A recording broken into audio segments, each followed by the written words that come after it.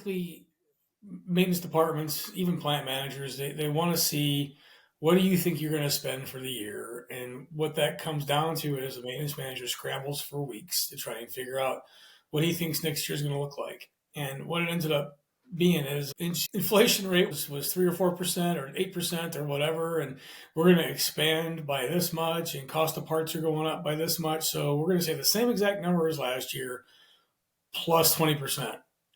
And if he's a seasoned maintenance manager that's been around the block a few times, he's going to do that plus 30% and let him chew him back to 20% when it's time for budgeting. The way I like to do it zero based every year. And in order to do that, you have to have a CMMS that everybody uses where you're tracking man hours and parts cost against your assets. You have to be able to track your downtime and your causes. That way I can look back and say 85% of our budget for labor was spent on PMs and 50% of our part spend was on PMs. I expect to expand that PM or PDM. I call it PM because PDM, PM, and RCM should all be kind of part of that same bucket. So we're going to expand that by 10% this year. So whatever that was, I want 10% more. We have this much money in capital projects, so I expect to expend this much capital and labor to get these projects completed. Those are pretty good, pretty static numbers. And then I look at cost of training, cost of retention, cost of all the things that I need to do to keep my department manned, keep my people trained, replacement of department equipment like tools and such. That's going to be a kind of a peanut butter number. It is what it is. Like I'm planning on buying a new hammer drill, and that's $3,500 for a good one. There's all these things that you can plan for, but tool spend is the tool spend. It's whatever prices go up by. Then the biggest one is what's my unplanned downtime? What does my breakdown time look like? And that accounts for 47% of my overall part spend and 30, let's call it 30% of my overall labor plus overtime and contractors. And that's the number that I want to really start working on. So if I'm going to increase my proactive activity by 15 to 20% this year, I intend to decrease or cut back my unplanned or reactive activity by that much or more as an overall percentage of downtime.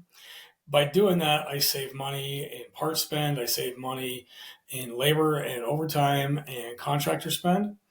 And based on the number of man hours you're doing that with, you should be able to come up with a pretty good number, plus or minus a fudge factor with the unintended consequences, the unexpected things that happen that you have to deal with. So you put that in there as discretionary and say, look, just in case we have something happen, I'm going to add X dollars in contingency for the what ifs or the shucks. Because if you don't do that, you end up pulling that out of other budgets. Like most likely in the easiest one to steal it from is your training budget.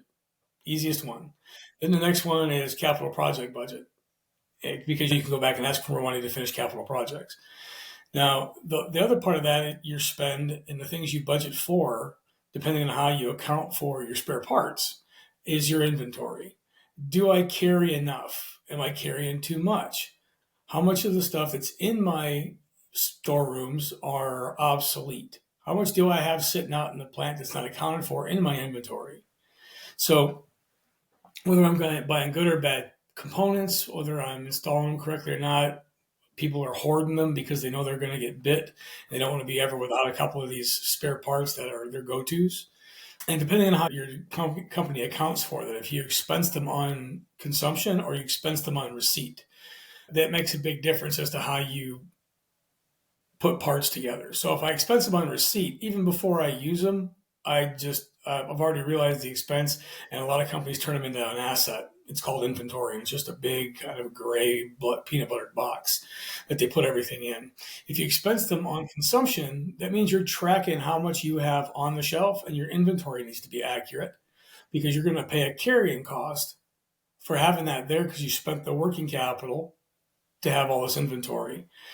So that and that one is more important to have the right amount of stuff on the shelf because you really are going to have a monthly bill that you're paying to keep inventory on the shelf, as well as the new expenditures that you have for the things that you need or consume.